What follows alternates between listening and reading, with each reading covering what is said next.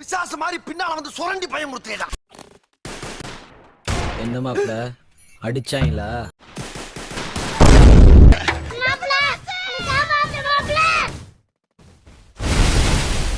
மாட்டிக்கினாரு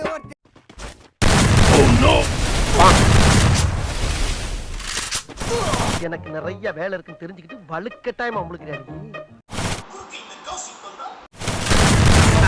signal வீக்கா இருக்கும். அந்த முக்குல போய் பேசுங்க, நல்லா கிடைக்கும்.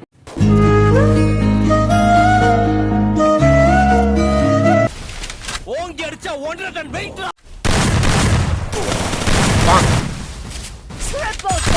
யாராலையும் அழிக்க முடியாது. மறக்காம சர்ப்ரைஸ்